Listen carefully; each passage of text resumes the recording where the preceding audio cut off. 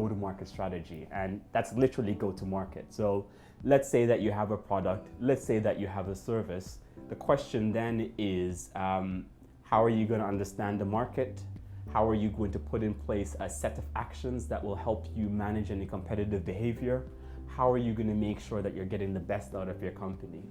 And so for a go-to-market strategy or a broader operational strategy, those are some of the questions that come to mind as I work with the client to think about how do they take their product or service to the market. I think there are three questions that kind of come to mind. I think the first one is around vision. So what are they actually trying to achieve? I think the second one is, what is their understanding of the market? And by the market, I mean things like the consumer and who the other players are in the market. And then I think the last thing is, when they're thinking about building a strategy, how are they making sure that the strategy is very flexible and very adaptable? So I'll give you an example. I was leading the launch of 4 different hair care brands in West Africa. So we knew what the vision was because we had a key metric of getting a certain net revenue target. So that was the vision sorted. When we then started to think about the market, we were like, okay, well, what's the problem that we're trying to solve for the consumer? We then thought about who are the other players, who are the other competitors, and how might they react to what we do? And then I think another critical thing was to say for this company, hey, let's look internally. What are we good at? What are we not good at? And how are we going to manage that? So we've looked at the vision, we've looked at the market, and then the final thing was just to build a strategy that said, what happens if this happens? What happens if this happens? And how do we make sure it's flexible? End result, we launched the products, did well. We anticipated some of the competitors' actions. So immediately when they did something, we were ready to go. But I think it is more importantly for anyone who would want to think about the 3 things in mind, it's what's your vision, what do you understand about the market, and what's your flexible strategy? Understanding the user or understanding the consumer, understanding the problem they're trying to solve, and then thinking about how are they as a company different from other players in the market. So what is unique about the way in which you're going to deliver that product or service that really addresses the problem that a consumer is facing? The companies that I've worked at that I saw do that extremely well and remain very laser focused on that are the ones that have been in the best position to deliver against their strategy.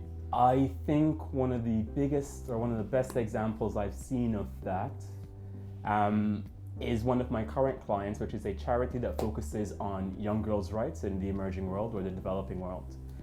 What they've done a really good job at is saying, if we're going to change the way in which we drive gender equality across the world, how are we going to do it in a way that separates us from other charities?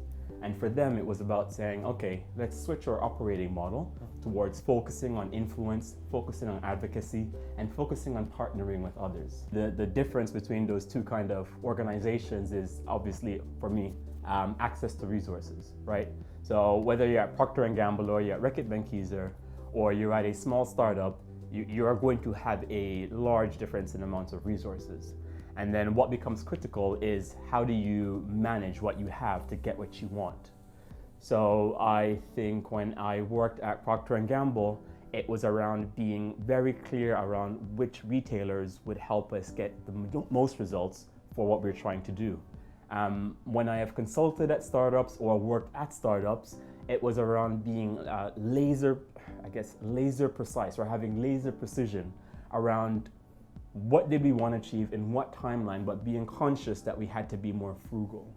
And so there's that difference then in frugality, but fundamentally it still remains the same area. What's your vision? What's the market? And then what are you trying to do? And that's the way in which, whether I was at P&G, whether I was working for a client at Bain, or whether I was advising a startup, that is what I'm trying to get them to do. Think about what you have, what you want to do, and then how are you going to get there.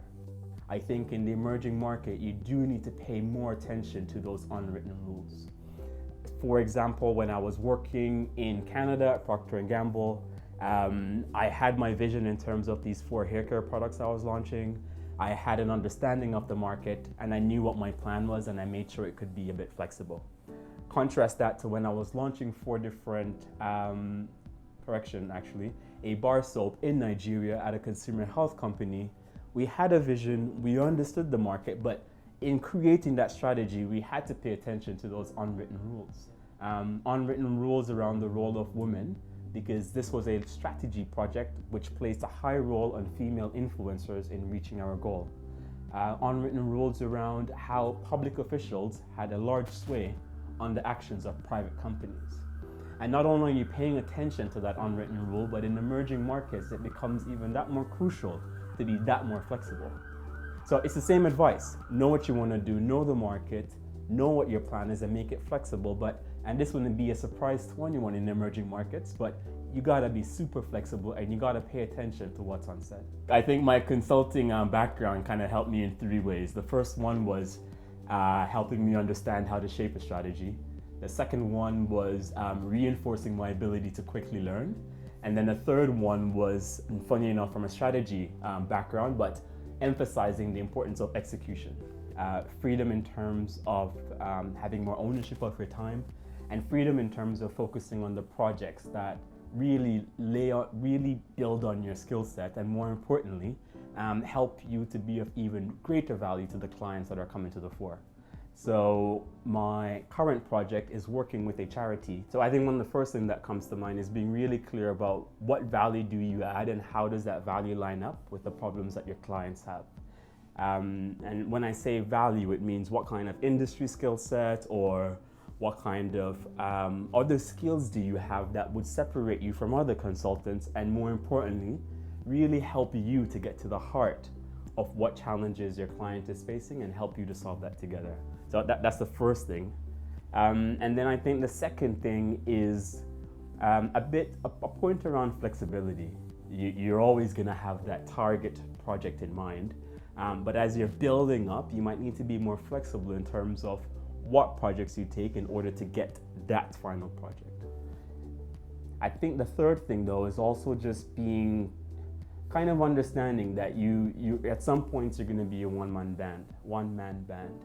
And so you might need some flexibility in terms of saying where you work. Are you always going to work from home?